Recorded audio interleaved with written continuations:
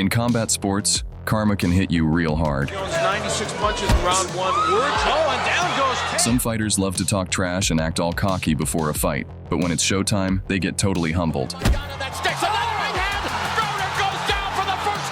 Instead of backing up their big talk, they freeze. Not winning any rounds. That's hard right in. And their opponents shut them down real quick. In this video, we've got some of the best moments when cocky fighters got exactly what was coming to them.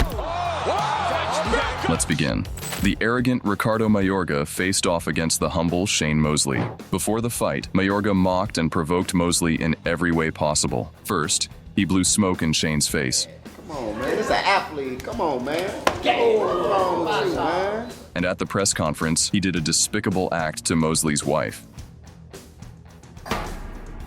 which pissed Shane off and provoked a fight.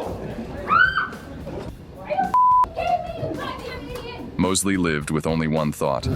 I just can't wait to kill him. He wanted to avenge his wife's honor and defend his dignity in the fight. In the fight, Mayorga continued to humiliate Mosley.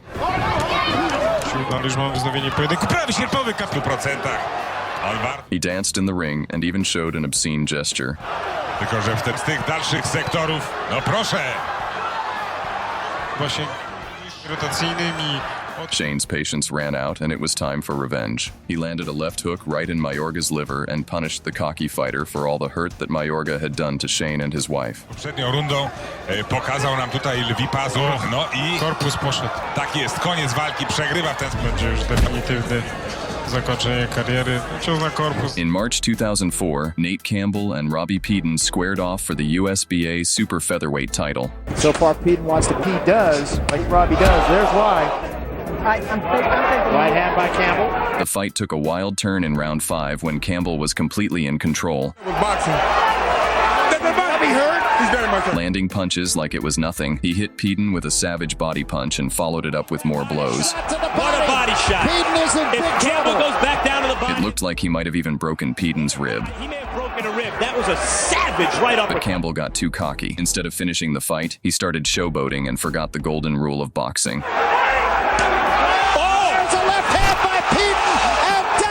Peden saw the opening, took a swing, and Campbell got knocked out cold. James with the hands down, okay? Thank you very much. It was a shocker. Campbell had the fight in the bag, but his ego got the best of him, and Peden snatched victory right out of his hands. Next up is an incident from the 90s. Back in May 1994, former world title challenger Thomas Tate got another shot at the IBF middleweight champion, Roy Jones Jr. Tate entered the ring as the #1 IBF contender, but he didn't seem to take the fight seriously at all. Instead, he spent the pre-fight hype dancing and mocking Jones, clearly underestimating the champion.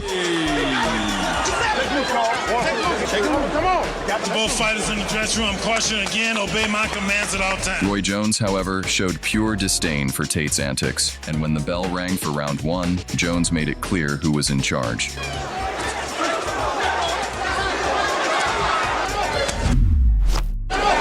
With a dominant performance, Knockouts. Jones quickly put Tate in his place, Hand speed. You can see it's, tell you what though, Jones knocking him down in round 2. 96 punches in round 1. And down goes Tate. Wow.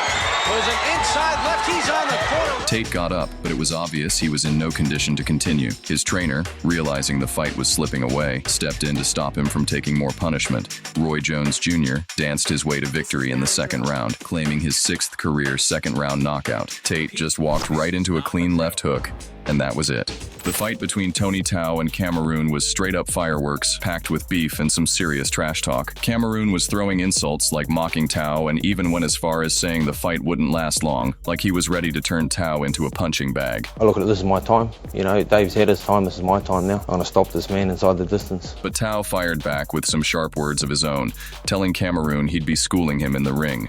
Respectfully, I believe this will be Shane's last fight. I'm really going to hurt you. You know, and I just appreciate you for allowing me that opportunity. When the fight finally kicked off, Cameroon came out swinging, trying to land those big haymakers right off the bat. But Tao was cool. He's not panicking, he's not pushing the fight. He dodged most of those wild punches and picked his moments to strike. Can he hold up against the power? And, you know, he's landed the left hook 3 times. At the end of the round, Tao landed a left hook that stunned Cameroon, followed by a barrage of punches. Shane's ready to go, and he's down in round 1. Although Cameroon managed to get back on his feet, it was only to endure another series of devastating punches.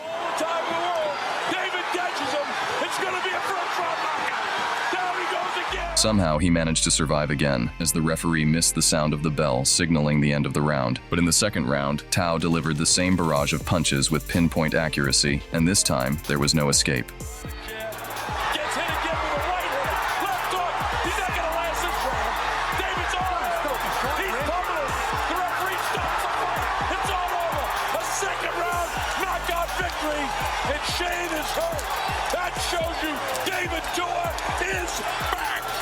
In July 2017, Albert Pagara faced the flamboyant veteran Keomani. For 2 rounds, Keomani dominated, treating his young opponent like a clueless schoolboy. Prince Albert, but I'm representing the King of Thailand. Growing cockier, Keomani began dancing in the ring.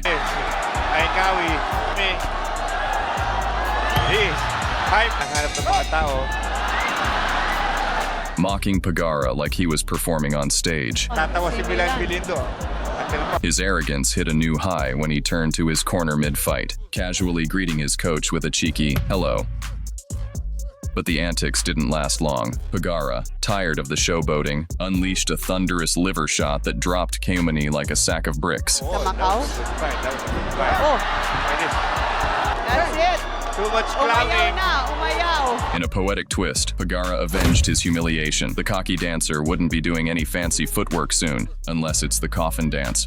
Undefeated fighter Marek Mizuk faced a fighter from Brazil, Leandro Silva. During the fight entrance, Mizuki behaved calmly while the cocky guest tried to impress everybody with his monkey business. Early on, but don't think that's all he's got, even with the moves. In the first round, Silva outclassed his opponent.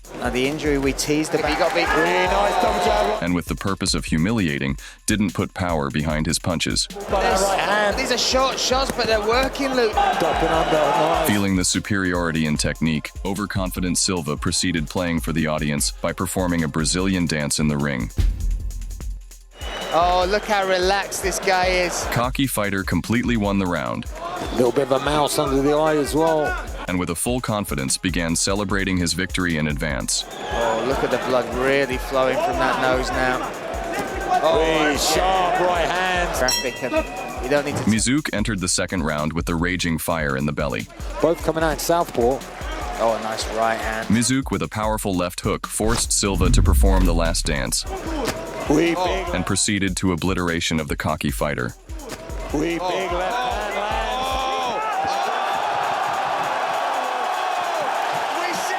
This is Usman Ahmed. Skillful, but still relatively raw. He apparently mixed up boxing and dancing and performed the most cocky entrance in boxing history. Terrific character, and he's shown us glimpses of class, but a massive step up. It was obvious that he did not count his opponent at all, considering him an easy prey. After a terribly brazen entrance, he continued to show disrespect to his opponent. But his dance lasted longer than the fight itself. Already in the first round, his opponent delivered a devastating blow which made the cocky dancer humbler and sent him to the show Dancing with the Stars. It's the right hand, and he's been having success with that since the opening bell. Oh, what a knockout! Beautiful punch. Couldn't have landed any cleaner on the button. In 2013, Adrian Broner defended his title against Marcos Maidana. Prior to the fight, Broner started mocking Maidana. After I fuck him up December, I can promise you this. It's gonna get ugly. Proving that he was not only the WBA champion, but also the champion of showing off. Already in the first round, Broner did the dirty move. Doing that, he's gonna have to get active. Oh, wow. He literally confessed his love to Maidana. Maidana did not appreciate such a display of affection and sent Broner to dry on the ropes like laundry. Broner goes down for the first time in his career. Marcos was easily breaking Broner defense. By Maidana, another right hand by Maidana. All the power. Yeah, he's the old Maidana, but looking to revenge on the cocky fighter for all his arrogance. Slow pace favors Broner. left hook by Broner, left hook. Each punch from Maidana was educational in nature. And it's been a career with over 300 fights and there. But in addition, Maidana taught a lesson in sex education as well to reinforce the lesson. Twice, felt a lot of power. Yeah. Marcos knocked him down again. The hook got him for the second time As a result, Maidana won and made the cocky showboat a show-off much more humble. Geronimo Mondragon and Vyacheslav Datsik faced each other at the boxing tournament. During the face-off, Mondragon began to push and scream at Datsik.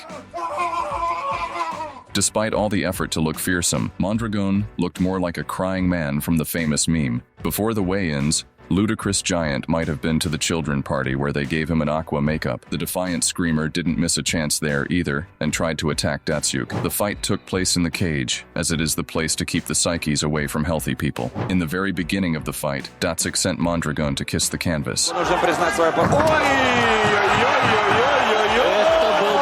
Datsik meant business, and with a sledgehammer-like punch made cocky Yeller humble, sending him into the dark realm. In a heavyweight title fight, the challenger Mahmoud Char face off against the champion Alexander Povetkin. Povetkin, in the champion style with his heavy punches, began decimating his opponent from Syria.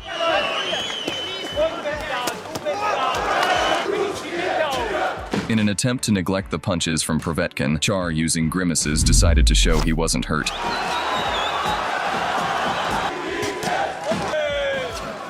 Then Char, seeing no fair way to win, resorted to the vile punches after the bell, an attempt to get the champ mad.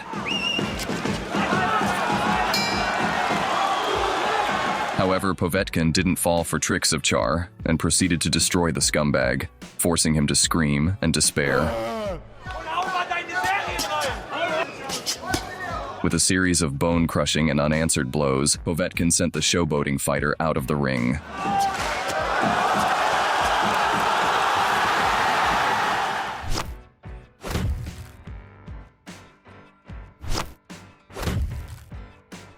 Obey them all the time. Touch gloves and let's get it on, boy. Good hook there from Mikhailovic and down goes. They taunted, they posed, and they trash-talked, only to be shut down by a brutal reality check.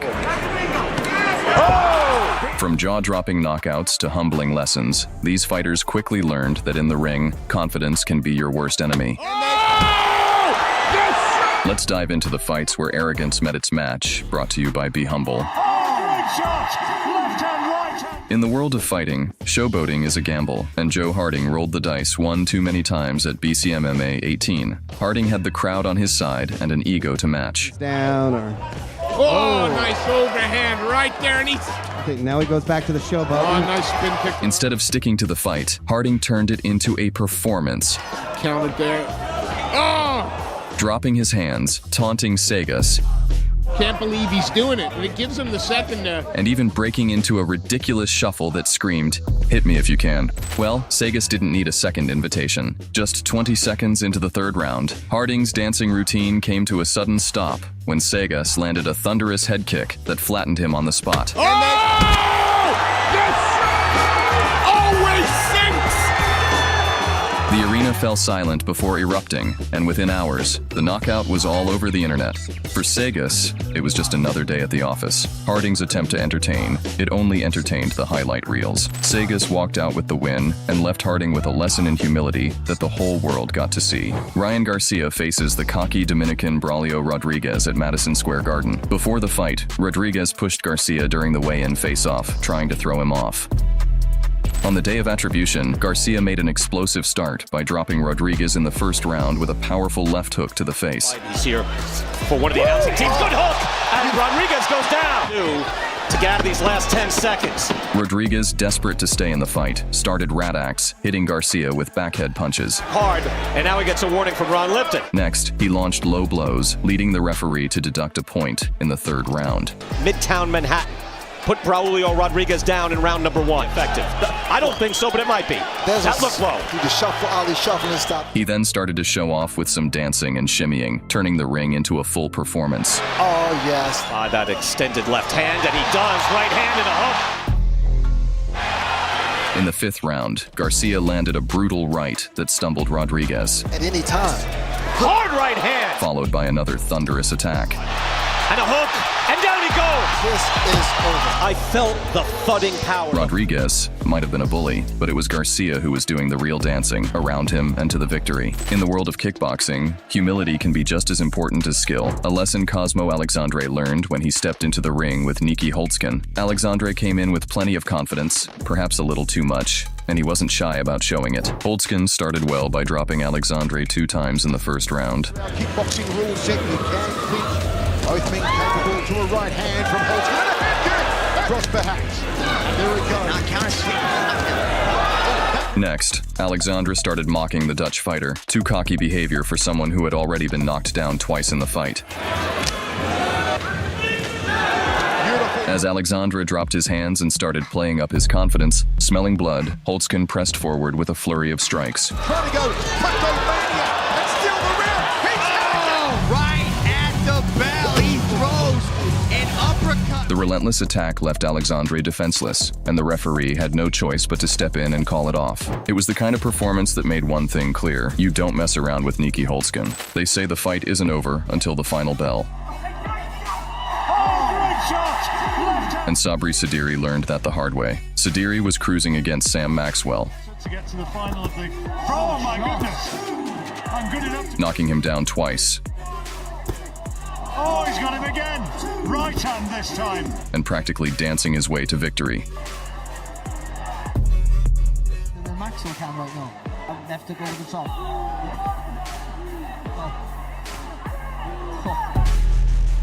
Literally. In the final minute of the 10th round, Sadiri decided to show off, taunting Maxwell, hands down.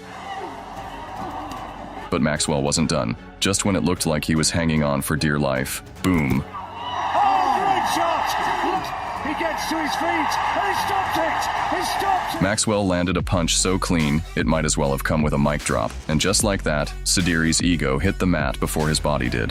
The bout between Giovanni Estella and Luis Caraballo Ramos started with fireworks from the weigh-in, but not the kind you'd expect. Before the action even began, Ramos decided to add some drama, gesturing a throat slit toward Estella, and then taunting his opponent's corner. The fight had barely begun when Ramos found himself on the receiving end of a devastating counter. Over here. Tries to work behind the gut. That left hook. And hook. Oh, double one. Now you know where he's well like here. Estella landed a perfect blow that sent Ramos crashing to the canvas.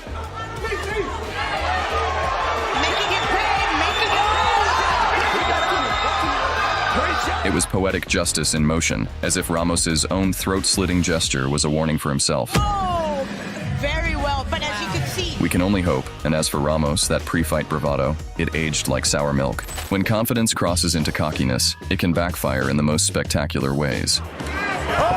James Gallagher, a rising Irish star and teammate of Conor McGregor, walked into Bellator 204 with all the swagger in the world. Brought to you by... Known for his brash personality, Gallagher tried to intimidate Ricky Bandejas before the fight even began, The referee in charge. engaging in trash talk and antics during the face-off. I'm just too good. He's not my level. I'm that step above. I'm that next killer up. But Bandejas wasn't buying the act. Gallagher came out aggressively, looking to overwhelm Bandejas early. But it didn't take long for the tide to turn. Bandejas in the blue corner. Talk about the young guns and the young... Midway through the first round, Bandejas delivered a powerful right hand, dropping Gallagher. Big shot! Seizing the moment, Bandejas followed up with a head kick and punches, Another right hand. He's a shot. He's in trouble. Gallagher's rocked. Bandejas was on the finish. leading to a knockout victory at 2:49 of round 1. But he is still hurt. He gets caught right in the face with that beautiful. That is a beautiful knockout victory for Ricky Bandejas. Andre Mikhailovich and Alex Hanan's feud was sparked by trash talk that goes way back. It reached its peak in 2021. Before the fight even started, Hanan taunted Mikhailovich with an over-the-top finger gun gesture. In the ring, Mikhailovich was unfazed even when Hanan went for a cheap gut shot.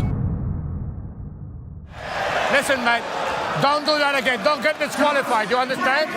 Well, Hanan shouldn't have done that. It made Mikhailovich furious, completely dominating the first round. 1, 2, and 3. This one. And then just stayed up. Recovered, does Hanan. There's a shot again. In the second round, Mikhailovich knocked Hanan down twice. Good hook there from Mikhailovich, and down first round, round number 2. Let's see how Hannon found him on the way in. Misses with his right hand and works, and there's the hook again, and he goes again. And then delivered the final blows. Takes another shot, and more. And here they come, and there's the stoppage. And John Couchy said that'll do, and a good stoppage too, because he was wearing big shots. Yeah, very, very good. Great stoppage. Great referee. Ren Hiramoto, a former K1 Japan kickboxing star, made his MMA debut at Risen 26, stepping into the cage brimming with confidence. But he was about to find out the hard way. MMA is an entirely different beast. Hagiwara turned the fight into a harsh reality check, pummeling Hiramoto with ground and pound that left no room for escape. It was as if Hagiwara held the syllabus to MMA survival and Hiramoto hadn't studied. The result? A sobering reminder that in this game, confidence isn't a skill, it's just an illusion waiting to be shattered. Jason Solomon stepped into the spotlight for what was supposed to be a defining moment in his career, but it quickly turned into one of the most embarrassing ones. Known for taunting his opponent, he spent several minutes showboating, only to be knocked out in a mere 9 seconds by Amitesh Chaube. And here we go for the welterweight. Oh! He's hurt! He's hurt! He's hurt! He's hurt! He's out! Unbelievable! Look, there's nothing terribly wrong with some in-ring taunting to get the crowd hyped up. Hell, you might even provoke your opponent into making a mistake in the process. But this guy certainly took his whole gimmick a little too far. Sure, he was landing some good shots early on and putting on a show for the fans.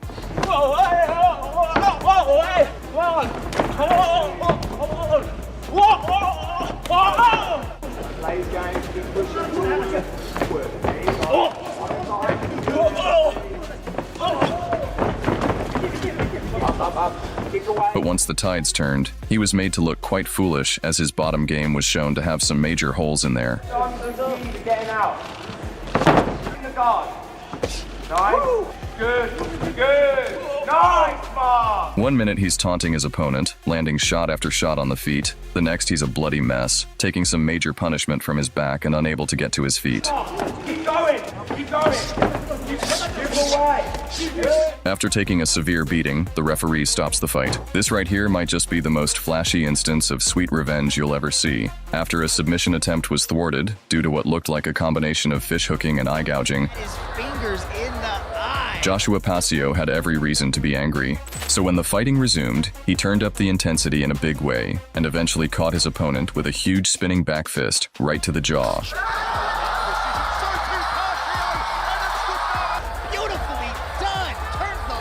He also gave his adversary one more hit on the jaw, just for good measure. And while we don't usually condone dishing out extra punishment, in this case, it was sort of understandable. That was some pretty terrible cheating that probably deserved the bad karma it brought about. I am the king of the world, man. I am the greatest martial artist I've ever lived, and soon the whole world will know. We understand that sometimes competitive energy can get the best of a fighter, but when you're trying to manufacture beef on a low-level fight just to hype yourself up, that isn't a good sign. And for Jerome, his decision not to shake his opponent's hand made him a fierce enemy in Thomas Owen. It's all well and good if you back up your attitude with a solid performance, but unfortunately, Jerome had a tough night at the office, losing in just 21 seconds after eating a hard counter shot. Owen with a few fights more.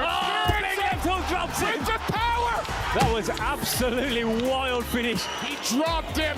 He was taking shots. It's not that shaking his opponent's hand would have made the fight any easier. At least he could have avoided becoming a viral moment, right? If you bring a certain energy to the weigh-in and provoke your opponent, you better try to survive at least the first exchange or two of the bout, so you don't look totally foolish. Unfortunately, this bare-knuckle bout came to a very sudden and brutal conclusion, as Paul Teague realized he had bitten off way more than he could chew, taking a hard shot straight to the dome that left him totally out of it, barely able to stand. Rocking gold trunks for fans. Welcome to Bare Knuckle Fighting Championship. Whole time. The one thing he had. All that good work at the weigh-in came to nothing if only bouts were decided on the scales, right? This is a great example of a cocky fighter making one hell of a misjudgment, as Roman Diak decided that he was really starting to feel himself at the end of this round. So what did he do? Well, he dropped his hands, beckoned his opponent to hit him, and when his adversary obliged him, Roman ended up getting himself knocked out. Wow, Brian, you gotta be careful what you wish for. That's a beautiful combination. You follow an overhand right. It was a cruel turn of events. But let's be real, this guy probably deserved what he got in the end. As the old saying goes, you play stupid games, you win stupid prizes. Using unorthodox movements and feinting in fights is actually a great way to confuse or befuddle your opponent. But when your opponent is the legendary kickboxer Melvin Manhoef, well, you might want to be careful before getting him angry. Because at first Ryo Kawamura, his tactics were actually working quite well. Well, I would have to say those are a unique choice. Manhoef, though experienced, was clearly surprised by his approach. He likes to be a little bit sort of flexible. Wow, that is bizarre, isn't it? And just couldn't get his own shots to land with any consistency. 6 inches long and about an inch wide. Side leg kick. Oh. Well, look at this. Melvin Manhoef doesn't really know what to make of this. But like most gimmicky styles, the cracks did eventually begin to show. Eventually, one of Kawamura's weird techniques saw him run directly into a hard shot from Melvin, which immediately put him out cold. He did it! Oh, he did it again! Big right hand. And Melvin Manhoef was having none of that. A mean finish to an admittedly bizarre fight. In his first mixed martial arts fight, Butterbean faced a Japanese samurai in an open weight affair at K1 Premium 2003 Dynamite. Despite his massive size disadvantage, Sudo managed to make short work of his opponent, running circles around the knockout machine for the entire first round. やはりまずはこの距離ですね。そうですね。もう本当に内側からの連携。須藤選手膝を狙ってますね。そのようですね。今日はバタービーンの膝に向かって足を飛ばしていきたいと。まあただこれはもう今回対戦するボクサーがいずれもタワーの太った人だと思ったところで僕は食べなきゃいけないんです。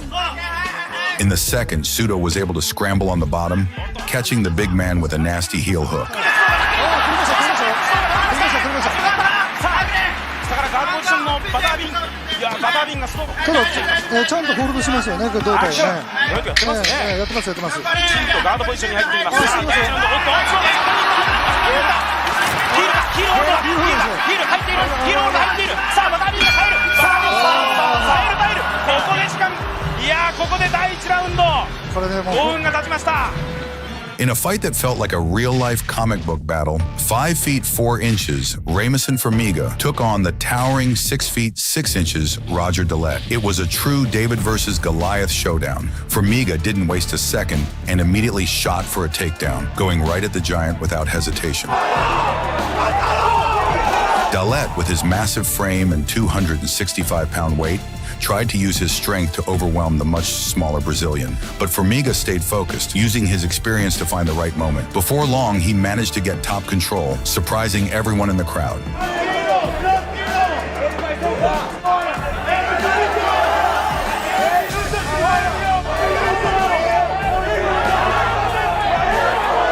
With precision and skill, Formiga transitioned to an armbar, forcing the giant to his knees. Dillette struggled to escape, but Formiga's grip was too tight.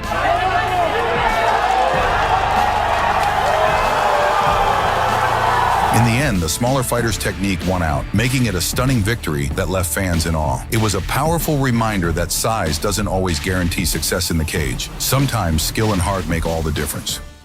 The year was 1986, and the boxing world was buzzing as a young Mike Tyson stepped into the ring against 6 feet 6 inches tall with 80 inches reach Joseph Ribalta. Tyson was the unstoppable force,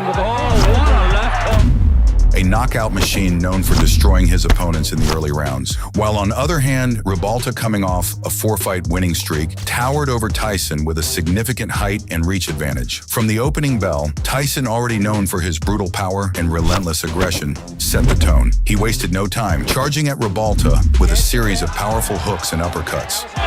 He knows the way that Tyson's... Big right hand again, but Ribalta stays right there. Ribalta, with a significant height and reach advantage, tried to keep Tyson at bay, using his jab to create distance. But Tyson's head movement and explosive footwork quickly closed the gap, allowing him to land devastating blows to the body and head. And there was an uppercut.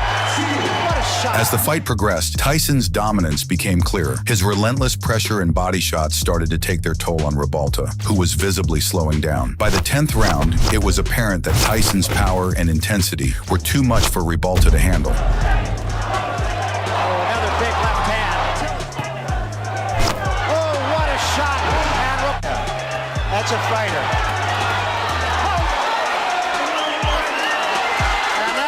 Tyson's TKO victory was yet another step in his rise to becoming a legendary heavyweight champion. Ribalta may not have won, but his courage and durability earned him the respect of fans and critics alike, showing that he could stand toe-to-toe with one of the most feared punchers in boxing history. The tension was high leading up to the showdown between Daniel Dubois and Jarrell Big Baby Miller. The size of my nuts, it brings the size of my nuts. Shrimp, we're gonna turn the shrimp to fry. We gonna glaze them, we gonna grill them, we gonna broil them. Either way, the shrimp gonna get cooked. Tune in. Big Baby.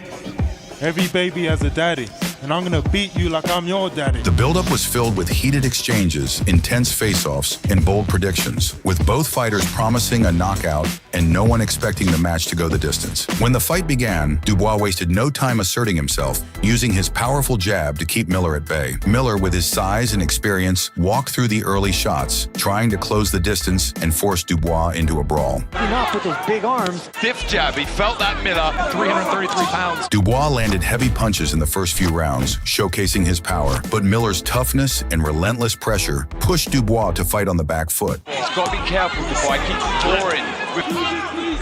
Sat down on those punches. There, Dubois. Throw Dubois over the kick.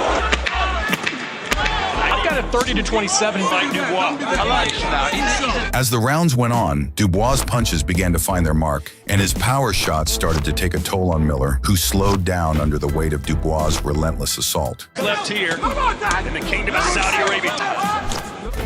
Including Jarrell. In the 10th round, Dubois landed a crisp right hand that wobbled Miller, forcing him to retreat. Oh, big shots from Dubois. Sensing the end, Dubois pressed forward, unleashing a series of combinations that left Miller unable to defend himself, prompting the referee to stop the fight. Big shot, big baby.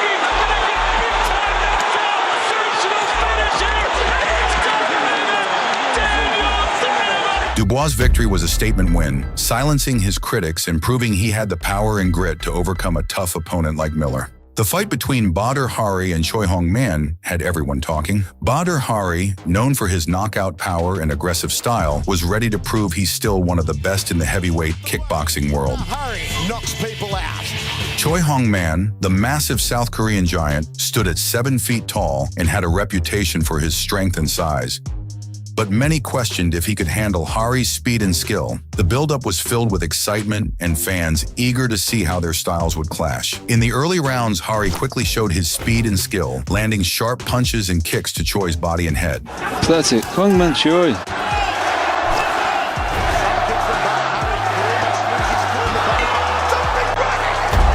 The second round was more of the same, with Hari's combination of speed and power overwhelming Choi, who seemed slow and unable to keep up with the pace.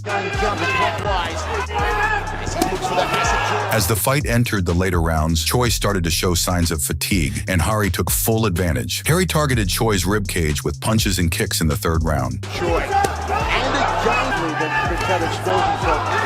again, See the excellence of execution in right side of the carcass here. Almost covering over that liver. It is blocked. Can Hari go to the body a few more times? Choi's corner threw in the towel after 3 rounds due to a rib injury resulting in knockout for Badr Hari.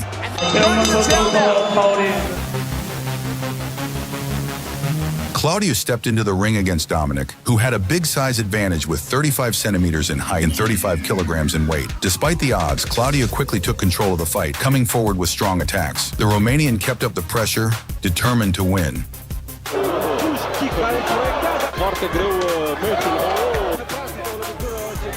In the second round, Dominic took a hard hit, a powerful back fist from Claudio. It wasn't long before Dominic was down on the canvas again. As the fight continued, Dominic's corner decided to stop the match due to a leg injury, giving Claudio the TKO victory. The year was 2009, and the WBA Heavyweight Championship was on the line. It was a classic matchup between the massive Russian giant Nikolai Valuev, who stood 7 feet tall and weighed over 300 pounds, and the much smaller but faster English fighter, David Haye. In the build-up, both fighters were vocal about their confidence, each promising to outmaneuver and outsmart the other. Here he is, the biggest heavyweight champion. The Haymaker!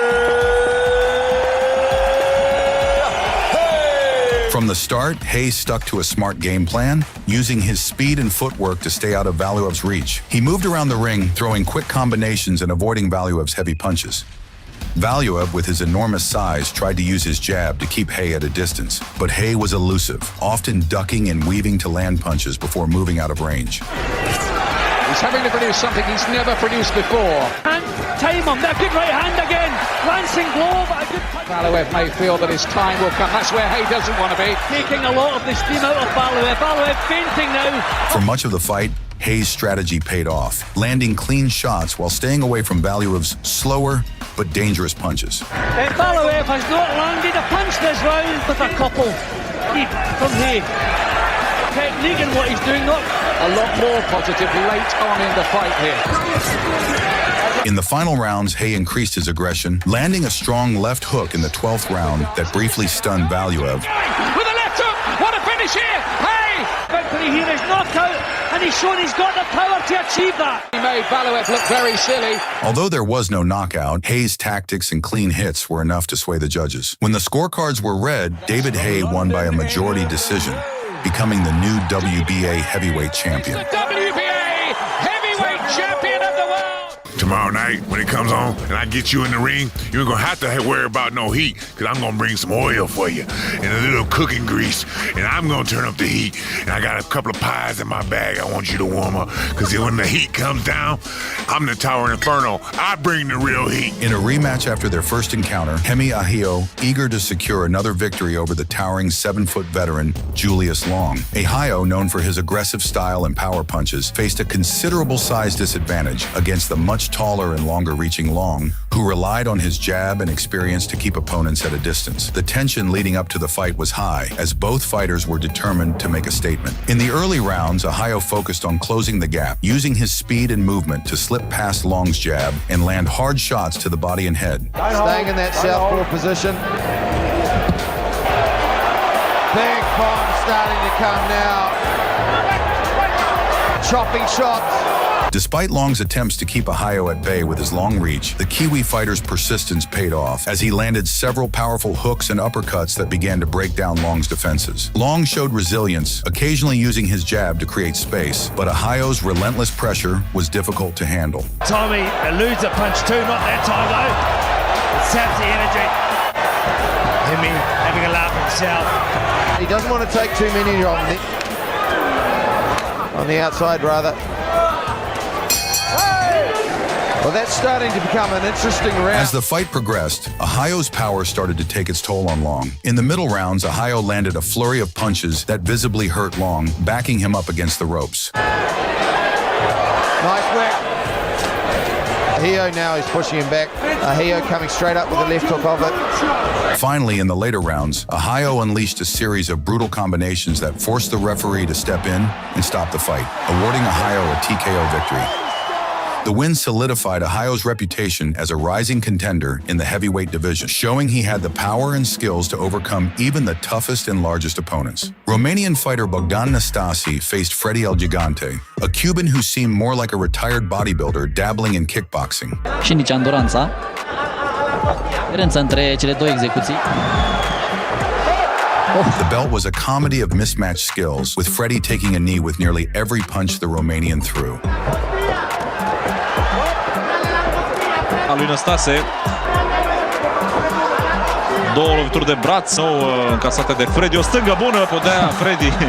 La podea, dar trebuie să fie numărat, cred, Freddy. And after a big right hand, the referee stopped the action, thanks to the 3 knockdown rule. In the lead up to UFC 190, Beth Correa didn't just talk trash. She went personal, mocking Ronda Rousey's celebrity status and even making a tasteless jab about her father's tragic death. It was a bold but reckless move, meant to rattle Rousey before they ever stepped into the octagon. At the press conference, the tension was palpable.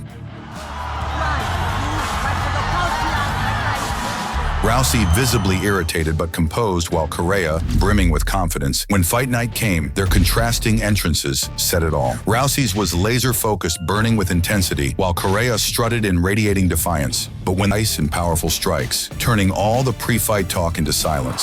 With the knee now. humbled, but the story didn't end there. Ronda went on to defend her title against a more humble opponent in Holly Holm. This time, however, it was Ronda who appeared cocky. She's a 19-time boxing world champion, not MMA world champion, and I believe that I'm better than every other girl in every area of MMA. During the official weigh-ins, Ronda was furious, throwing cocky remarks at Holm. Holm, on the other hand, remained humble, offering a silent response that would be revealed in the octagon. From the opening bell, Holm's champion of the world! The champion fell, and Holly followed up with precise ground, most dominant of champions. Let me introduce you to Taylor Starling, better known as Killer B. She's not just a powerhouse in the ring, but also carries the swagger that's earned her the nickname, the female Conor McGregor. At the face-off with Christine Ferreira, her cocky demeanor was impossible to miss.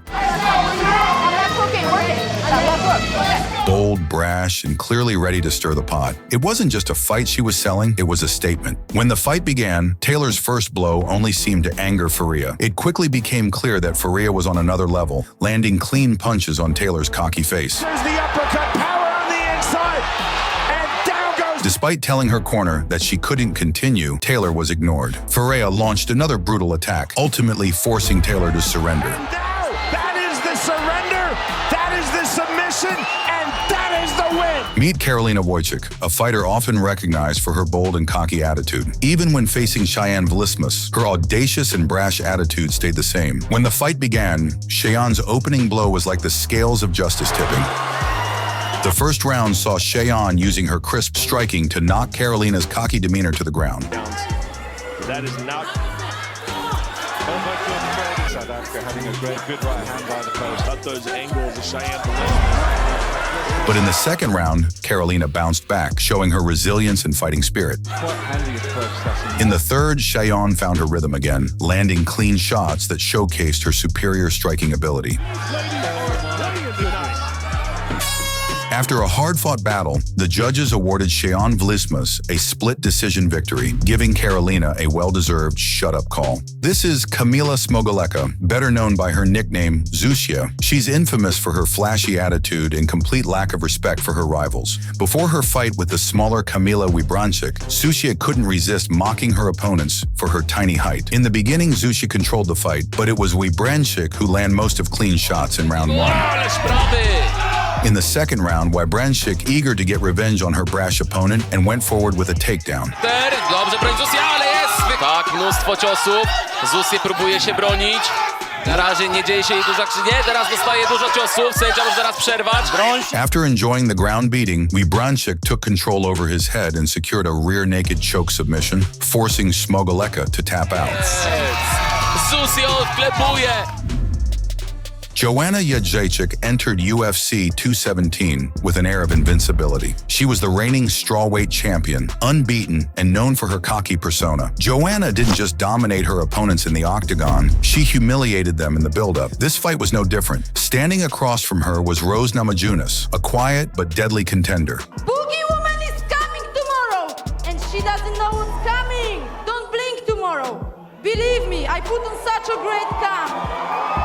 Boogie Woman is coming for you, Rose! Joanna dismissed Rose as mentally weak, mocking her soft-spoken demeanor during press conferences, and even accusing her of being too fragile to handle the pressure of a title fight. I think you cannot be the champion because you just can't do this. You can't deal with the media. You cannot deal with the pressure. It's too much for you. At the weigh-ins, Joanna leaned in close, shouting and trying to rattle Rose. No shit about being a champion. You're never gonna be a champion. I have no chance.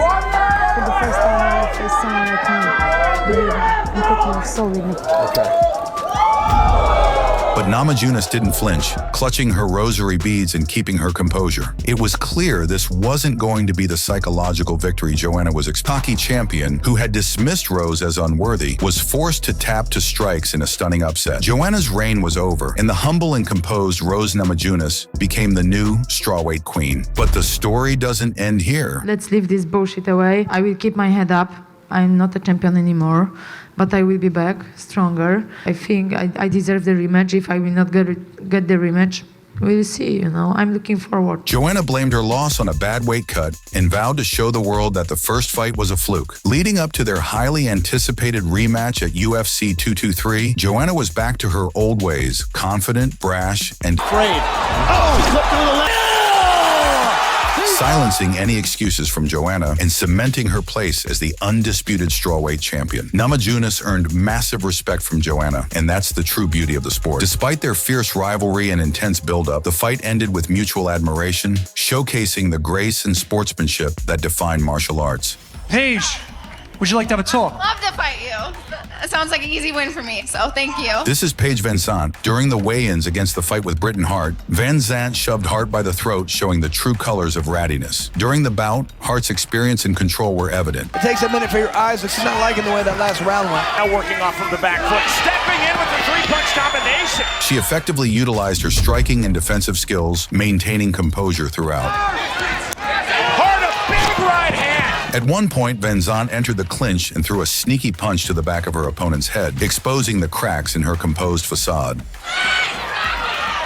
To the inside, the bell, the end of our main event. Hart's consistent dominance throughout the fight earned her a unanimous decision victory, while Van Zandt was left with face bruises, lowering her views on OnlyFans. This is the cocky Amber O'Donnell. At the weigh-ins for her fight against Emily Brooke, she pushed Brooke and threw some cocky words, trying to assert dominance before the bout even began. I'm f***ing ready. I'm so hungry to smash your fucking chin. You're gonna floor me. Wow, she's already lost her temper. You can clearly see she's going to lose her composure in the ring. She's rattled. You're rattled, darling. Can't handle it. As the fight began, Brooke's superior technique and calm demeanor quickly took control. You're going to see a lot of things that are encouraged these two to fight. Throughout the fight, O'Donnell's cockiness was met with clean strikes and solid defense from Brooke, who stayed composed and dominated the exchanges. It's more back and forth now for the first. Oh, there's the difference. To be in there is something both ladies showed. By the end of the fight, the judges awarded Emily Brooke a unanimous decision victory. O'Donnell left bruised and frustrated, learned the hard way that confidence alone isn't enough to win a fight. The face-off between Elle Brooke and Ms. Danielka was intense. Ms. Danielka not only mocked Brooke for her smaller stature, but also physically confronted her during the face-off segment.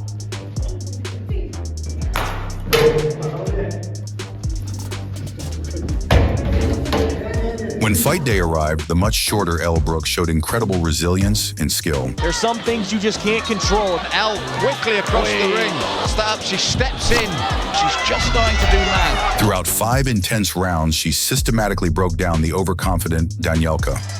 Wow! What a fight. Elle Brooke emerged victorious, defeating the cocky showboat and proving that size and arrogance are no match for true grit and strategy. The fighters in this match are unknown, but this girl threw some serious trash talk at her humble opponent. However, when the fight began, the humble fighter landed serious clean shots to the face and body.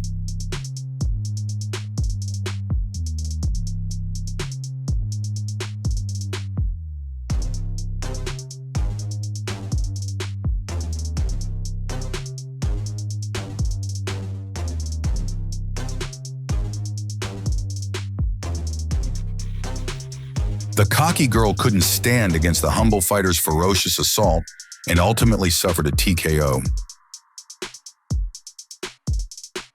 The confident fighter found herself outclassed at every turn, leaving the once boastful fighter humbled and defeated. In the lead-up to their highly anticipated trilogy fight at One Championship, Xiong Nan and Angela Lee engaged in intense pre-fight exchanges. Lee appeared to be more confident, despite losing their previous 2 fights, but sometimes it takes a little longer to be humbled. You know what? I think we spent enough time with each other in the cage. This time's going to be much shorter. The fight started with Xiong Nan setting a fast pace, utilizing her sharp striking to establish control early. Xiong's crisp punches consistently found their target. It was a strong opening round for Xiong, who landed the more significant strikes. Angela. It might be Angela's best interest just to back up. Angela Lee began to adapt, finding opportunities to grapple and impose her submission game. She worked to get the fight to the ground, where her skill set shines. And it's that off-speed timing that's throwing Angela off. Leaning on the fence and just wearing on her. Oh, drops down. Nice. Here it comes. Angela trying to lock it in. Xiong's defensive grappling and ability to scramble back to her feet frustrated Lee's efforts. Shot with a leg kick. Shot with a right hook. The round was competitive, with both fighters having their moments. That was a missing element of the game that we didn't see a lot. Xiong's real striking came in round 3, which hurt Lee badly. Hey, you just wait for the jab to come. That jab, there's no threat with that jab. Oh, another one. The entry. Despite Lee's grappling attempts, Zhang showcased excellent takedown defense and ring awareness, ensuring the fight largely remained in her domain. Man, she's trying to get the single leg. That's a great way to defend. Time that correctly. In the final round, Zhang continued to rely on her striking, landing powerful punches that visibly slowed Lee's advance. Nice counter left. 30 seconds. With a right to the body. After 5 grueling rounds, the judges awarded Zhang Jingnan a unanimous decision victory, securing her 8th title defense and reaffirming her position as the undisputed women's strawweight champion. These girls thought they had it in the bag, full of attitude, maybe a little too confident, but their opponents had other plans. Trust me, these moments are as satisfying as they are surprising. Let's dive in and see how they got humbled in the most unexpected ways. Savannah, it's a second shot at undisputed glory. Still hungry? Even more hungrier than the first time. Hungry for an ass whooping. I'm gonna have plenty to feed you, I promise you. They call me Big Mama for a reason. Because when I come through, I shut everything down. Silent assassin for a reason.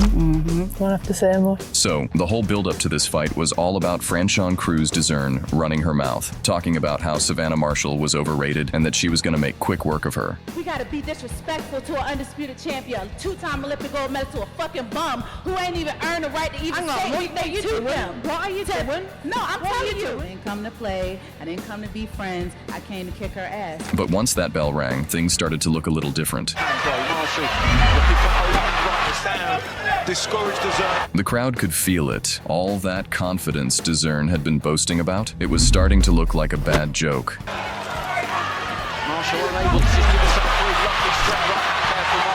As the fight dragged on, Dezern's cocky attitude started fading fast. Marshall just kept picking her apart, landing clean shots. While Dezern couldn't seem to land anything solid, the more she tried to force it, the worse it got for her. She needs to just keep doing the message.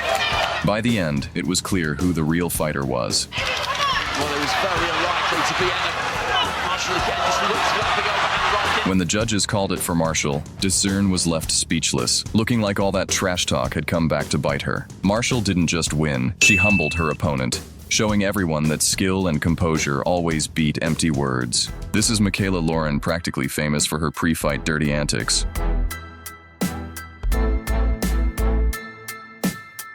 And when she squared up against Cecilia Brækhus, she went right back to her usual bag of tricks. It's like she thought, why fix what's already obnoxiously working? But when the bell rang, it was time for the first lady of boxing to do what she does best.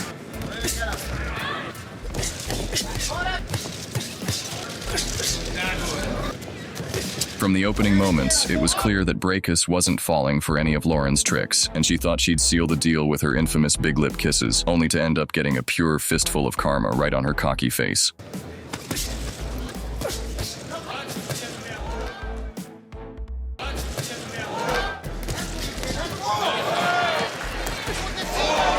Brækhus dismantled Lauren's wild and aggressive style, landing clean, calculated shots while dodging Lauren's desperate attempts to make a fight of it. As the fight progressed, Brækhus systematically broke her opponent down, leaving no doubt about her dominance. In the 6th round, she finally got exactly what she deserved.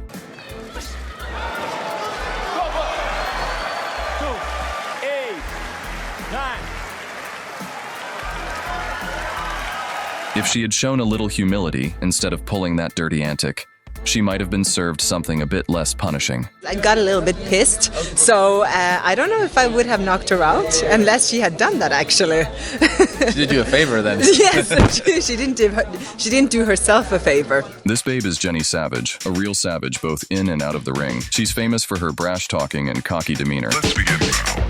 Before her fight with the humble Britain Hart, she humiliated her with dirty antics and even threw her cloth pads at her. Too cocky behavior with only 1 win record. On the day of the fight, she just couldn't wait for that bell to ring. And so, the fireworks starts. Tempo of the movement, now exploding forward. Big shots by Britain Hart. Savage was completely under siege by the vicious attack of Hart, and it seemed like it was too personal for her. One big right hand, another right hand. Furious onslaught now from Britain Hart into the pocket. Hart went after Savage with a relentless barrage of punches, showing no mercy. Hart on the walk down, there's a big right hand, another right hand. I think you're safe when she is forward. Big uppercuts. Good left hand. More big shots Hart's ferocity took Savage completely out of the fight, with Savage falling victim to a brutal knockout that put a pause on her cocky attitude for some time. This is not a drill. But sometimes, it takes a bit longer to be humbled. In their highly anticipated rematch, Jenny's attitude didn't change at all. Just like in their first fight, Hart was relentlessly pushing forward, landing clean shots with precision.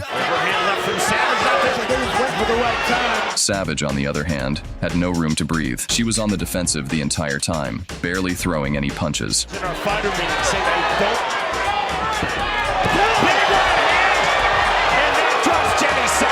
The bout went the full 5 rounds, with Britain Hart dominating from start to finish. In the end, Hart secured a comprehensive victory. 2 from Hart. That is the end of the fight. And still! Leaving Savage humbled once and for all. Molly McCann entered the weigh-in full of energy, yelling and screaming, confident that the fight was already hers, despite facing the calm and composed Yulia Stoliarenko. The fight began with McCann attempting to assert her striking advantage. However, Stoliarenko quickly closed the distance, executing a takedown that shifted the momentum in her favor. Once on the ground, Stoliarenko showcased her Brazilian jiu-jitsu expertise, methodically advancing her position. She secured an armbar submission at 155 of the first round, compelling McCann to tap out. Wow! Stoliarenko finishes Molly McCann. Meet Drobenka Katlarova, the self-proclaimed athlete who thinks scarfing down Ritter's sport counts as training. Before the fight, her opponent Regina decided to flex literally by showing off what a proper booty looks like. But naturally, Katlarova saw it as her next snack and lunged at it like it was a triple cheeseburger. At the most useless weigh-in ceremony, the strawweight continued showing off her body and was beaten with belly punches. Meanwhile, the presenter was having the time of his life. Once the fight started, Regina treated it like a weight loss seminar for Katlarova, showing her how it's done. But then came the twist. Katlarova, fueled by what I can only assume was leftover chicken wing rage, rushed at Regina. She missed so badly she managed to knock herself clean out of the ring. Regina didn't even need to throw a punch. Meanwhile, Katlarova just lay there, flailing like a stranded whale, proving once again that sometimes the biggest battles are fought in the buffet line. Sofia Garaykanova mocked Siana Shaksinova, publicly humiliating her by calling her an animal and throwing dog food at her. But Sofia's humiliation reached another level. She even brought flowers to mock her opponent, claiming they were for her rest in peace. At the fight, Siana extended a hand in sportsmanship. But Sofia dismissed it arrogantly, bold for someone with a 0-3 record. The fight began with a heated exchange, but Siana quickly turned the tide. A swift kick landed on Sofia's face, followed by precise strikes that left her reeling. Проваливает Сиана, да, перекрывается сейчас Гарайханова, она падает, и добивание, да, все! Финиширует соперницу, и теперь у нее рекорд в нашем деле 3-0. Siana delivered justice, leaving Sofia humbled and in tears, proof that arrogance has a price. Look at this rat. Throwback to 2019, when Nadia Kassem faced shy Korean fighter Ji-Young Kim. At the start of the fight, Kassem committed a despicable act, faking a glove touch. Kassem rudely launched a kick at Kim, but then this happened. Early knockout for Kim, catching back to her feet. Kassem was able to continue the fight, but behaved arrogantly.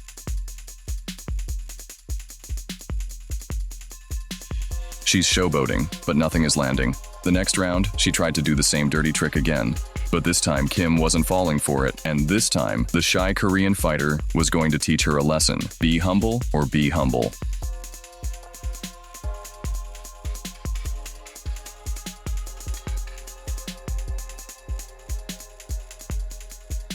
In the second round, Kim unleashed some blistering punches, ending the fight with a punishing shot to the liver from Kim.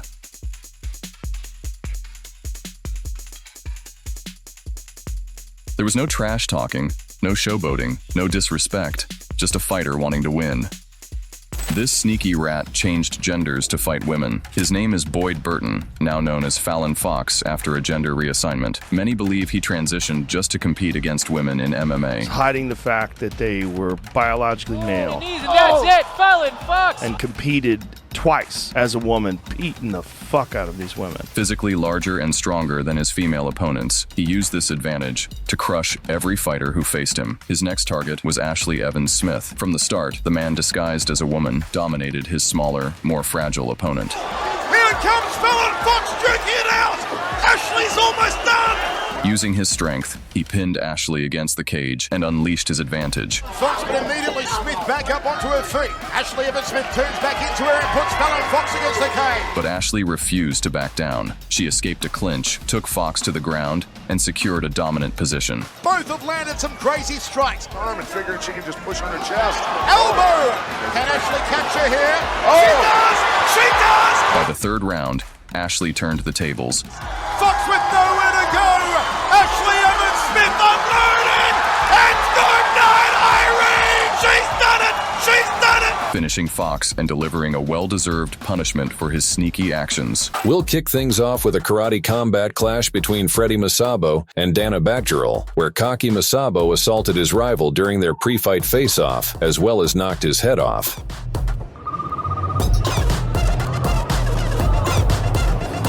If you're from Mongolia, you know that head is not to be messed with, and Masabo found it the hard way.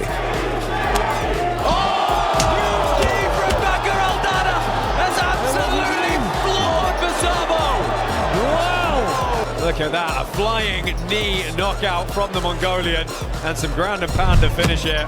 UFC middleweight champion Dricus du Plessis has been proving himself against the best in his division, but this is nothing new. He's always been a dangerous fighter. Du Plessis in there, it's all over! Back in 2017, he faced British fighter Yannick Bahati. I believe I've got more skill than him, and I'll put him away in the first or second round, you know. It's a pleasure to finally meet my African son. Who talked a lot before their fight and even slapped du Plessis during the face-off. But when it was time to back it up in the cage, Bahati couldn't handle the pressure. Du Plessis now chases it up, loads it up a little bit slow. Du Plessis locked in a guillotine choke, and Bahati was out cold. He's got a hold of his neck. Oh my goodness, here we go! That's a wrap. For all his worth. He's a Oh my goodness! He tapped Bahati! Another fight that turned into a slap-fighting fiesta was Mirage Legend versus Actilis, who taught himself into CTE during the build-up.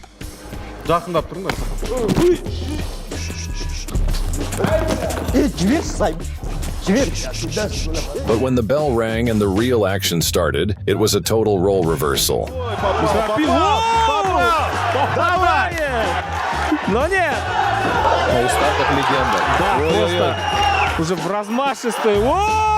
Actiles turned into the maestro of devastation, throwing punches like confetti, turning Mirage face all shades of red. Cocky fighters come in all shapes and sizes, like the big and scary Derek Chisora, but those who bark often seldom bite. Who's the idiot? You're an idiot. I got Who's the donkey? Who's the donkey? I got more than that. So you want me to put it on you? I'll put it on you. Heading into his boxing showdown against Dillian White, Derek Chisora went beast mode when he Hulk smashed the table during the press conference.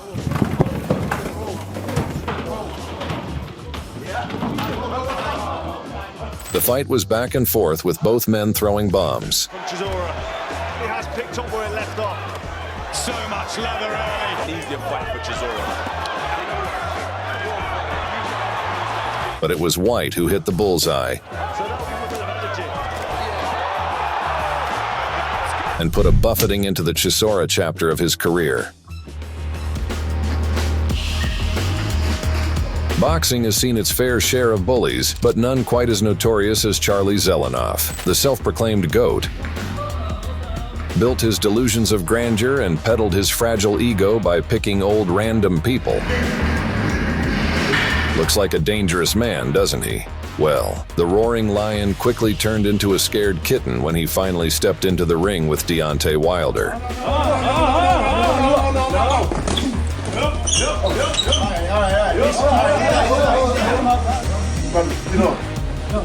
Get up.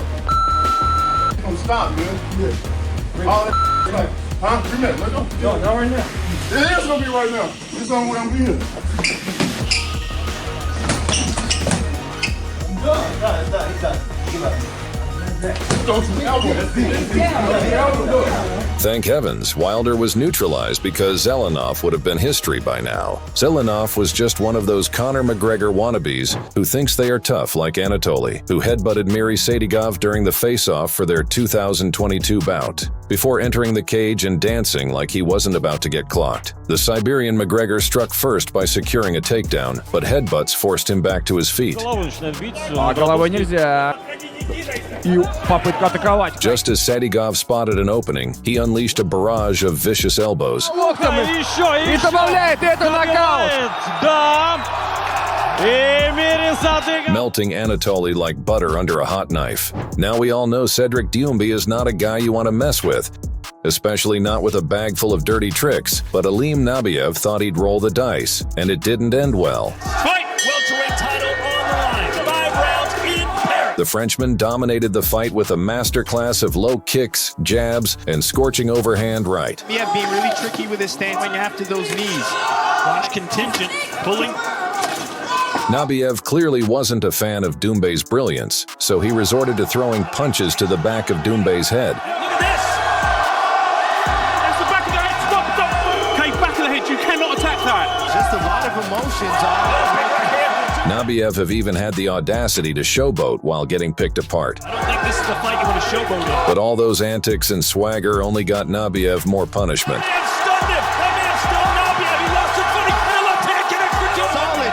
Sorry, Joe, no one has knocked down Nabiev.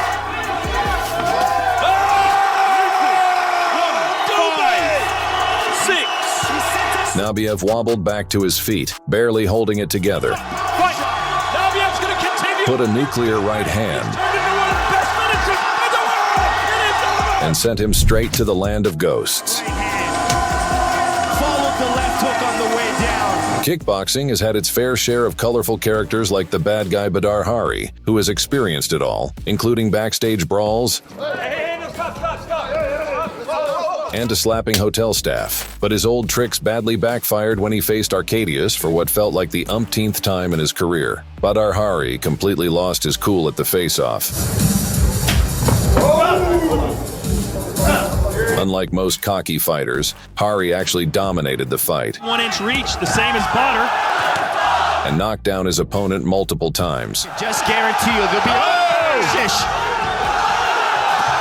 He's down for a second. Leaving him on the edge with plenty of time left. Everything Butter throws just power.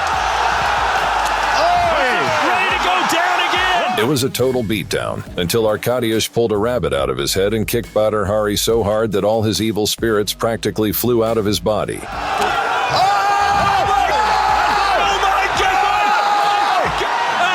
out! 9! They're the biggest upsets in Glory's history! Don't forget that Oscar didn't beat Shane. He tried twice and he lost. Trash-talking a superior fighter is never a good idea. Ricardo Mayorga found out the hard way against Oscar De La Hoya in 2006. Tempers were flaring before the fight.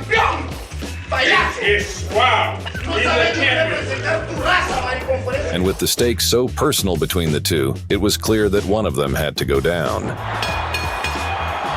Big shots from the outside or from the get-go. De La Hoya dominated the fight from the get-go, flooring Mayorga early. He's going to try to beat it with short punches. A right cross followed by a sensational left hook. From his toes.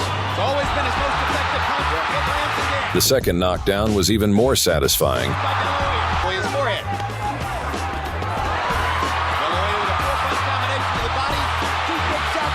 As Mayorga willingly took a knee to escape being buried under De La Hoya's violent onslaught. But Mayorga's fate was already sealed, leaving him no choice but to swallow his humble pie and head home.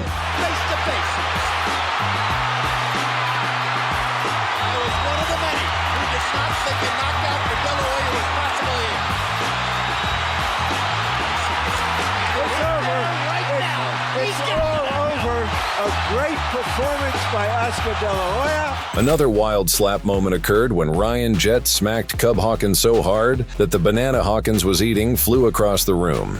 Step up. Hey, chill. You good. No, I can't let that. Okay. know what's up with me. All right. Hawkins didn't take the disrespect lightly. He cornered Jet and pummeled him relentlessly. Good hook there. Yep. Mouthpiece out. And now Cub Hawkins looking to finish it right here, right now. Landing blow after blow in every round. With over 24 punches and a ruthless barrage, he gave Jet no chance to recover. Nasty uppercut. And again, you see Jet's defense when he's stuck also. By the end, Jet was a bloody mess in his corner, left with nothing but a brutal beatdown and a decision loss, both of which he had only himself to blame for. Heading into their ACA 132 heavyweight title fight, Muhammad Vakayev and Tony Johns came face-to-face during a pre-fight interview where they initially exchanged greetings and smiles and then punches.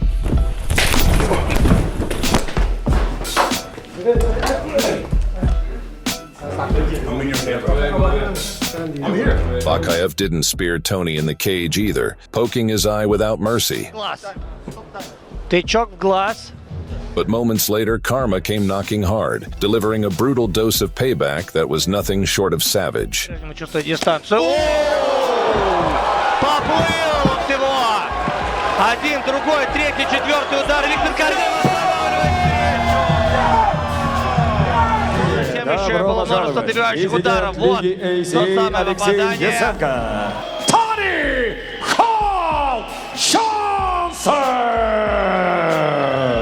So these were the times when bullies got bullied. Which humbling moment was the most satisfying for you? Share your thoughts in the comments below. If you enjoyed the video, don't forget to subscribe and hit that notification bell. Thanks for watching, and we'll catch you in the next one. On June 11th, 2011, Serrano faced Jennifer Scott to capture the vacant WBC NABF featherweight title. The bout was scheduled for 8 rounds, but the match was cut quick as expected. Scott crumbled under the impact of Amanda's brutal strikes.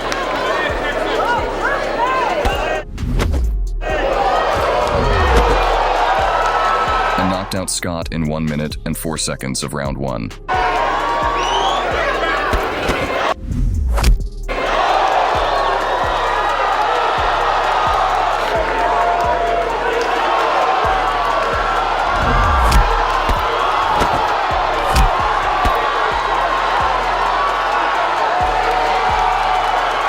The triumphant win against Scott marked the beginning of Amanda's journey to becoming an incredible fighter in women's boxing.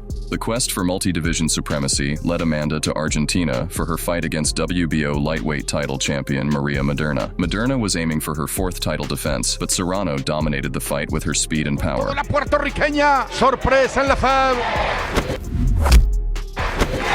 De entrada nomás, va con todo.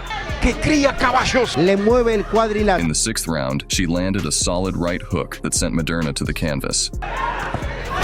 Bomba de Serrano y la colgó a Maderna. La cuenta va por 2. Les digo, amigos, Madura. After getting back on her feet, Maderna told the referee to stop the fight. She next faced the former WBC super featherweight champion Olivia Jarilla at the BoxingKing Blues Club and Grill in New York City. Serrano stormed out of her corner, quickly overwhelming her opponent with an onslaught of leather before a right hook wobbled Jarilla into the ropes. So it's important for the women. Oh, nice there's a right hook. hand that rocked Garula. It was followed up by a good right hand. When the action resumed, Serrano immediately swarmed Jarilla. And Serrano jumps right on her. Comes into play here. Here's a right hook, a left hook.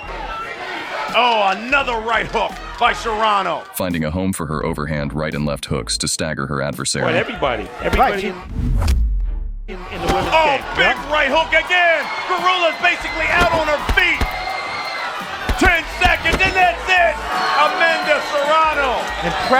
Impressive. Once again, she forced a stoppage call at just 150 into the contest. 5-division world champion. Is amazing to be the first female and the first Puerto Rican to do so. I'm so proud to be Puerto Rican. On January 18th, 2019, Serrano faced Eva Voraberger to capture the vacant WBO super flyweight title. Serrano started really quickly that night, opening up on Voraberger with combinations that were landing from the opening bell. Then, a sharp left hook to the body from Serrano hit Voraberger on the live. This is what Serrano does. Forward, constant pressure. At that point, Voraberger just couldn't get off the canvas to beat the count, ending the fight promptly. It is over!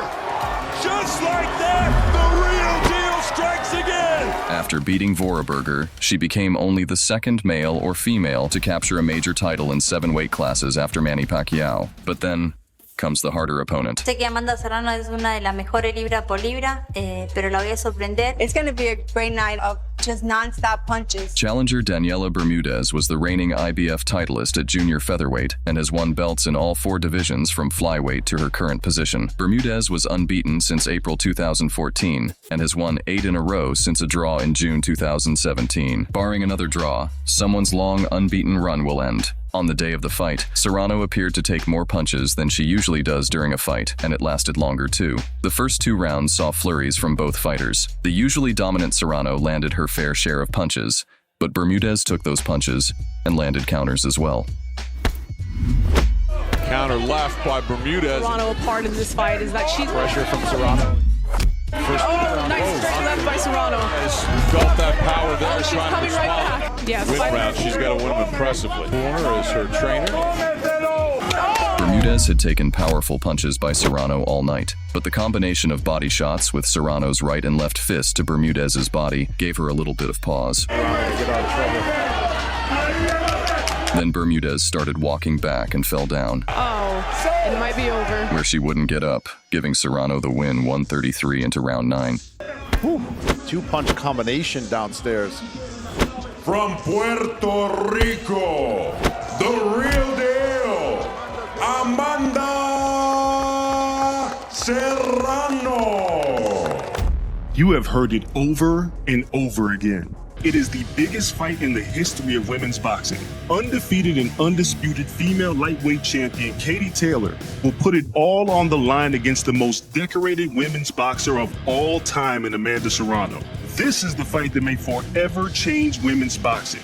In a sport where the wage gap between men and women is inexplicably wide, Taylor and Serrano will reportedly be the first female boxers to each earn 7-figure fight purses. That is unheard of in women's boxing. But that could also be attributed to the fact that the fight recorded the second biggest pre-sale in the 140-year history of boxing at the legendary Madison Square Garden.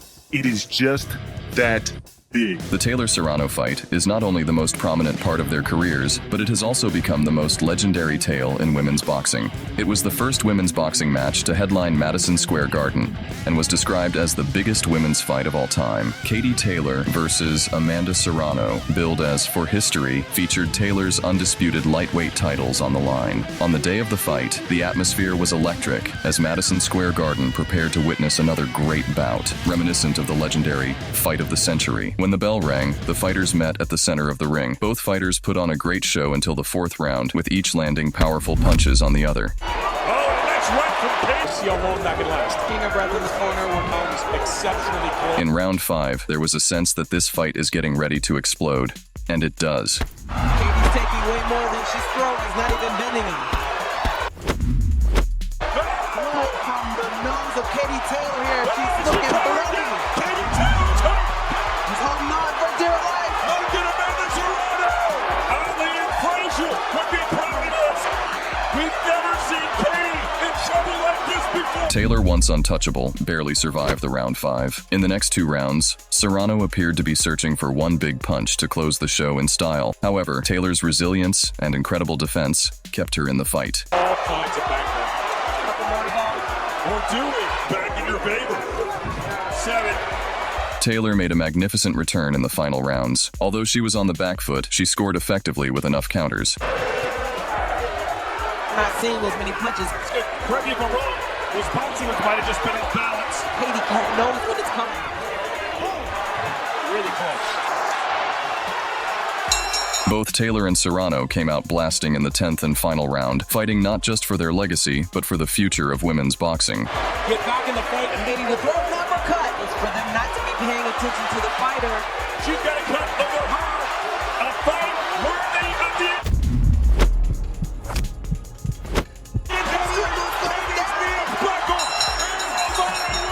It was an incredible fight between two greats of women's boxing. The fighters embrace in the ring in a show of good sportsmanship, but Serrano will not be happy with that outcome. And still, the undisputed lightweight. Most of all, she's be angry for letting Taylor off the hook after appearing to have her finished in the 5th. Serrano faced Stevie Morgan at the Amalie Arena in Tampa, Florida on the Jake Paul vs. Mike Perry event. From the very first bell, there was a very clear difference in speed and power. Serrano pressed her advantage immediately, firing hard punches and pressing her opponent. Morgan just couldn't do anything to keep Serrano away from her, who was undeterred by the rare counter shots that did land. Oh my dear.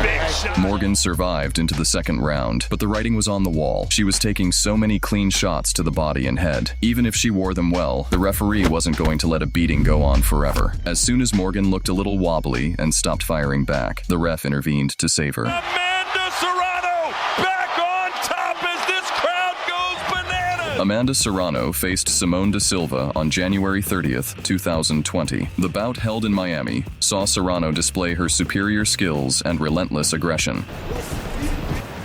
Despite having just her ability to get the job done. From the opening bell, Serrano overwhelmed da Silva with precision punches and relentless combinations, forcing the referee to stop the fight in the 3rd round. Body, as Sergio pointed out, and da Silva not showing much resistance there as Serrano just peppers away at da Silva. How much of a beating is she going to take? That is it. The victory by technical knockout not only highlighted Serrano's prowess in the ring, also reaffirmed Serrano's status as one of the most formidable fighters in women's boxing. In the defense of the WBO Super Bantamweight title, Serrano fought Hungarian Adina Kiss at the Sheraton Puerto Rico Hotel and Casino in San Juan. But when it comes to Serrano, she makes every opponent look too ordinary.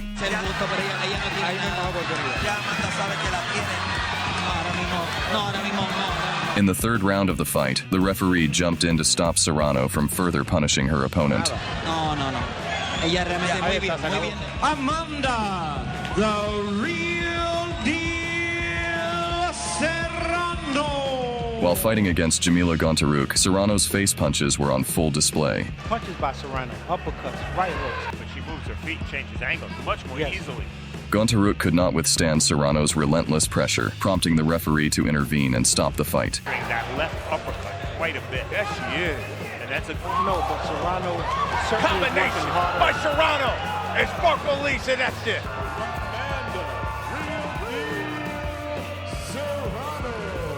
Serrano doesn't limit herself to boxing. She also explores mixed martial arts, solidifying her status as a true athlete. In 2021, she participated in the Icon Fighting Federation, where she faced Valentina Garcia. Serrano's knockout habits extended to the MMA arena as well, defeating the Mexican fighter by submission in just 1 minute. Garcia put in her hand. Bivol is a real, legit light heavyweight. This guy's a f***ing animal. A true machine gun, a true face puncher. Oh, there he was. His hand speed, the technique of his punches, like everything. Dangerous guy. A true legend of boxing. Dmitry Bivol is the epitome of boxing dominance in the light heavyweight division, a product of the Soviet boxing school. He has brought back a long-forgotten style that has become an unsolvable puzzle for opponents of any caliber. He's just so solid in every area. It's the perfect time to recall the best performances delivered by this grand master of modern boxing. Back on the chin. Demetrius, born in 1990 in Tokmak, a small town in Kyrgyzstan then part of the Soviet Union, began his boxing journey at the age of 6. Over the next 5 years, he participated in more than 50 bouts, showcasing his growing potential. After relocating to St. Petersburg with his family, he resumed honing his boxing skills. By 2014, Bivol had cemented his position as the top fighter on Russia's national team.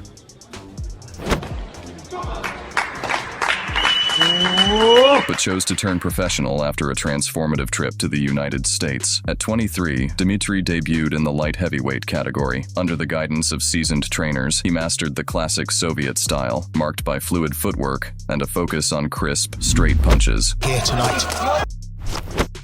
Not at his best. There's the knockdown! It's hard to come back from that Such heavy hands. Konstantin Peternov, boasting an 18-6 record, aimed to teach the newcomer a harsh lesson, but Dmitry Bivol kept his composure, maintaining a comfortable distance. He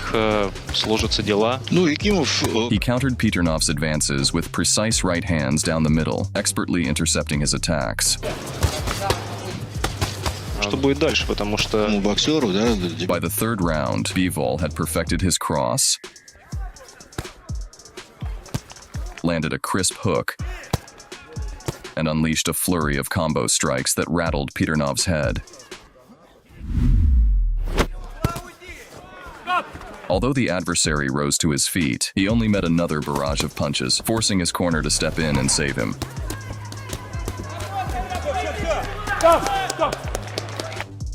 Staying true to the core principles of the hammer and sickle approach, Bivol danced along the line of contact with calculated precision.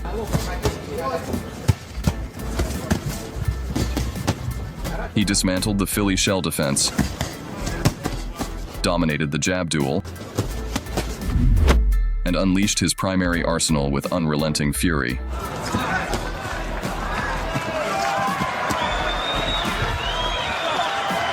Like Schwarzenegger wielding a minigun, the Russian rained down punches, leaving his opponent no room to survive.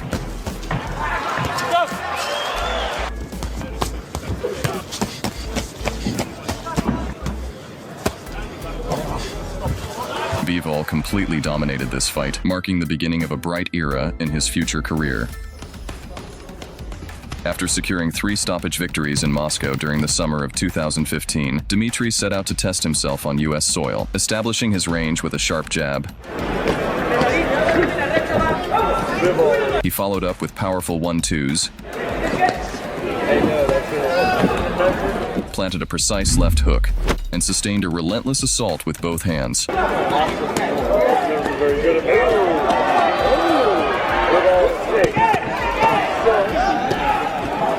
The Mexican opponent couldn't withstand the onslaught of the Russian sniper, whose devastating blows shattered his chin in the 8th round.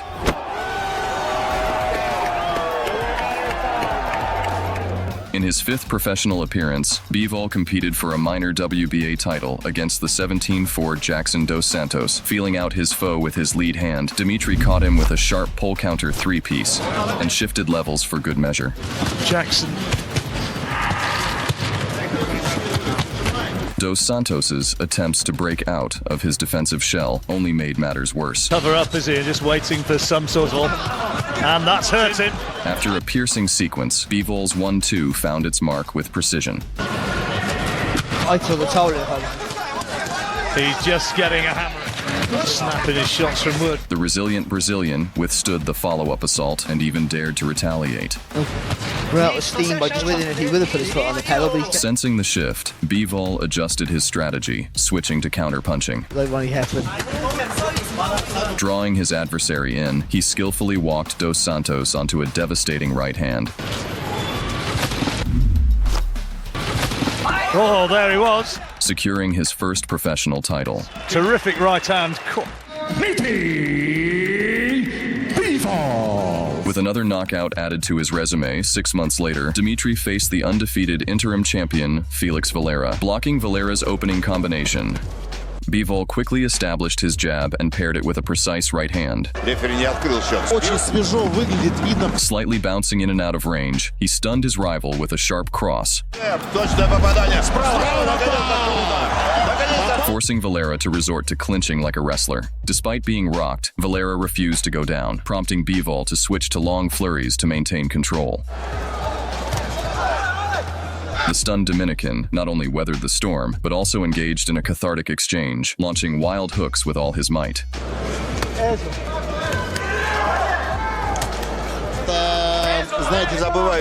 As the round came to a close, the Russian regained the initiative momentarily.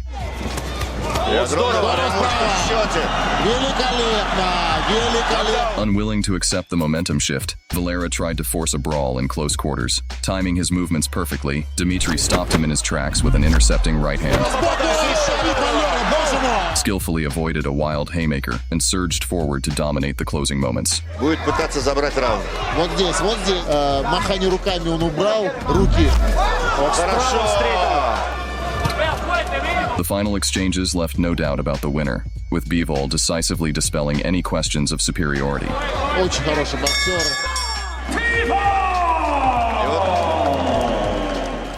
In early 2017, Dmitry Bivol was booked for his first interim title defense against Robert Barrage, who entered the bout with a record of 29-5. Wasting no time and clearly not in the mood for a drawn-out battle, Bivol started off with controlled aggression. Жестко он встретил, тоже созданные, в общем-то, условия. Бивол четко принимал. Staying composed and dominating the match from the outset. Там Дмитрий. By the fourth round, he sealed the deal, delivering a decisive finish and adding yet another impressive victory to his growing resume. Just a month and a half later, Dmitry Bivol made his way to the United States to showcase his skills on the Showtime network, squaring off against the promising Samuel Clarkson, who hadn't tasted defeat in 3 years, wasting no time and killing any intrigue. Number 2 national. Right hand drops Bivol. Dmitry began introducing the American audience to his signature style. Up to win before. Another good right hand. Well, if Clarkson's not going to hold, you better let that left pivot around him. Don't think he's all the way back yet. Down he goes. His precise straight shots took center stage. Impression that if he goes down again, Harvey Duck might pull the plug. Again. Outside. He's smart. Having a career you're going to see. With a devastating cross to the head, proving as effective as ever. Combination to the head again. Clarkson, straight right hand. Clarkson struggled to anticipate the angles of the incoming punches, and after just 11 minutes, he was left without the faculties to continue. Well, they're going to call it a knockdown. He ran right into it. That's it. It's over. Bivol's dominance ensured a resounding victory and left a lasting impression on the American boxing scene. Having impressed the U.S. public, Dmitry Bivol faced a serious challenge in his 11th fight, stepping into the ring against former title challenger Cedric Agnew, who had recently built an impressive unbeaten streak of 26 bouts. Bivol maintained a steady pipeline of straight punches, skillfully looping them around Agnew's guard to leave him visibly drowsy. His precision was unerring, as Dmitry's rifle-like punches found their mark flawlessly.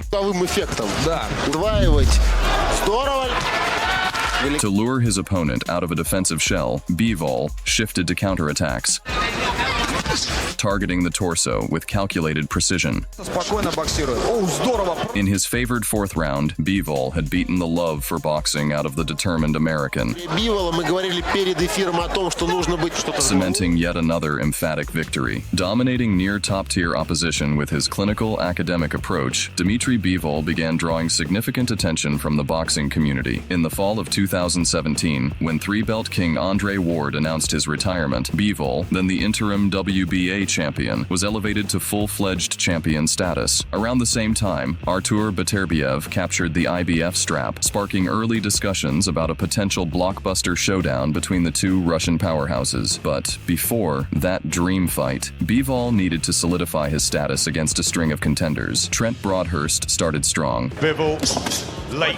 But Bivol was merely calibrating his weapons. Once his rifle was ready, he delivered. Distance. Oh, and a beautiful right hand. Over. Sidestepping an attack and landing a harpooning textbook cross, Dmitry ended the fight in spectacular fashion, securing the fastest victory of his career. The next mandatory challenger, Sullivan Barrera, was no walkover. A former amateur world champion with an impressive 21-1 record, Barrera posed a serious threat. Throughout the fight, Bivol's boxing abilities were thoroughly tested. Is considerably more prominent. Yet he navigated Barrera's challenges with remarkable poise, consistently emerging unscathed from every exchange. Just as the fight seemed destined for a decision, Bivol decided to put an exclamation point on his performance. A perfectly executed 1-2 combination sent Barrera crashing to the canvas, The knockout punch closes the show. leaving no doubt about the rightful victor. Bivol's knockout streak may have taken a pause, but his boxing skills continued to sharpen with each fight. Over his next 6 bouts, he secured dominant victories, all by unanimous decision, showcasing his technical brilliance and adaptability in the ring. Then came the ultimate test of his career, a showdown with the Mexican Eagle, Saul Canelo Alvarez. Tricky style. The pound-for-pound king sought to dethrone the Russian sniper and add another title to his legendary resume. It was a clash of styles, skills, and legacies that would define Bivol career. The most anticipated battle of the year took place in Las Vegas, gathering nearly 20,000 spectators in the arena. Despite Canelo being the one moving up, it was Dimitri who opened up as the big underdog as plus 400. The cunning Alvarez started out with heavy right hands to the shoulder area when he tried to throw that intentionally, targeting the armed tired out. Canelo was landing. Bivol responded to Alvarez's tricks with a jab on the retreat and pushing the antagonist back with quick combos. Chris Mannix, how do you mention? A lot of fighters go to Canelo starts fading in the fifth, which Dimitri took advantage of, trapping him against the ropes. Look at him go! Oh my word! Putting together the best sequence of the night. Staying in full control of the bout. Another good punching off with a straight right hand as Bivol and Guinea connects. Alvarez couldn't find his rhythm. Canelo stubbornly relied on his power punches to the arm. Dimitri Bivol with the jab. I heard this fight, but with the flights. Dimitri easily countered Canelo's advances. Exactly. See, he's blocking every punch. Look, he's around. See, Canelo's doing nothing. That really anyone is really pulling. Unable to get through the guard, Alvarez looked discouraged. 9, my word. 110 to 6. Good footwork like Bivol. And him obviously coming. To avoid giving the officials any chance to screw him over, Bivol stepped it up a notch late. In control, not giving up control. And a strategy, and this been doing this entire fight. Showering the weary Mexican until the final bell. Was Bivol just too big, or Canelo showed out and may have just beaten the pound-for-pound king? On paper, the judges' panel scored it a baffling 115 to 113, but still they couldn't steal a clear victory from it. He's still undefeated and still. Thus, the native of the small town in Kyrgyzstan broke the 9-year-long unbeaten streak of boxing's biggest star, creating the loudest upset in recent years. What surprised the public the most was how he did it, making the best of the best look like an ordinary fighter. Dimitri continued his impressive winning streak in his next 3 fights, further solidifying his reputation as one of the top fighters in the light heavyweight division. However, his recent bout against Artur Beterbiev ended in controversy. In a highly competitive and closely fought contest, Bivol was handed a decision loss that many fans and analysts deemed questionable, sparking debates about the judges' scoring and the outcome's fairness. Dimitri Bivol is currently in camp preparing for his highly anticipated rematch with Artur Beterbiev, set to take place this February in Riyadh, Saudi Arabia. This clash promises to be a historic showdown as Bivol looks to settle the score and reclaim his status at the top of the light heavyweight division. If you enjoyed this video, don't forget to give it a like to support the Russian sniper, and make sure to subscribe to the channel for more exciting boxing content and updates on the biggest fights in the sport.